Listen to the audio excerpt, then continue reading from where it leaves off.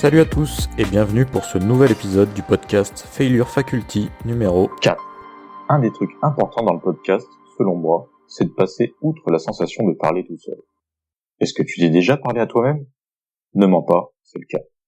Et si on apprenait à s'en servir plutôt que d'en avoir honte et de le faire en cachette ? Et si tu pouvais devenir ton propre psychologue ? Tu te dis sûrement, oula, mais qu'est-ce qu'il raconte ? Je suis développeur. On peut se dire que c'est un métier qui est plutôt tiré vers le concret, qui est par défaut, dans les consciences, assez éloigné de toutes les notions de philosophie ou autre.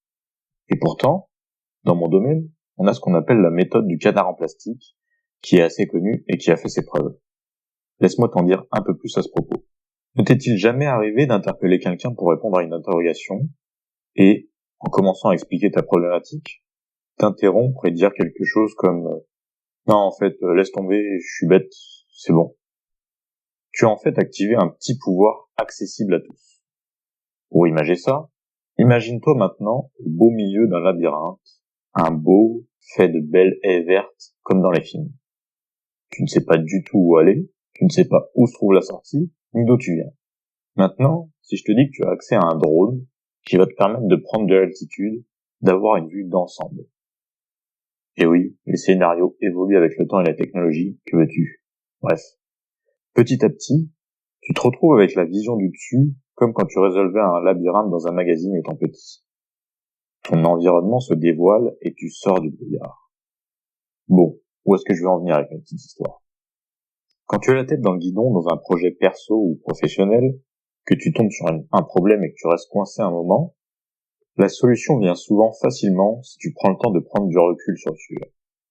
Comme on l'a dit au début, si tu vas partager ta situation avec un collègue, le fait de revenir sur le contexte, sortir de ta vision restreinte actuelle et utiliser des mots simples pour décrire l'état actuel des choses, comment tu en es arrivé là et où tu veux aller, ça va souvent te permettre d'avoir un déclic sans même que la personne ait eu le temps ou le besoin d'intervenir. Tu me diras, on n'a pas toujours un collègue ou une personne pour parler. Le truc subtil, c'est que l'interlocuteur importe tellement peu dans ce processus, au point qu'il peut être remplacé par un objet inanimé comme un canard en plastique, d'où le nom de la méthode. On va simplement mettre des mots concrets sur des idées abstraites. Par le simple fait de sortir de notre état, tête baissée, les yeux dans le labyrinthe, pour prendre du recul et avoir une vision plus globale, on va ainsi se rendre compte plus facilement des possibles incohérences, des erreurs d'interprétation ou des omissions. Le fait d'expliquer à haute voix notre problématique va changer la façon dont on l'aperçoit. Mettre des mots simples sur ce qu'on est en train de faire peut mettre en évidence la clé de la résolution de notre problème, rien qu'en s'écoutant parler. Extérieurement, je parle tout seul, mais derrière le masque, je raconte mes déboires à mon psy imaginaire, et je résous la cause de mes troubles. On se parle tous à nous-mêmes, intérieurement ou non. Apprenons juste à le faire pour les bonnes raisons. Arrêtons de s'insulter, de se rabaisser, et cherchons simplement à aller de l'avant en prenant du recul ou via d'autres méthodes.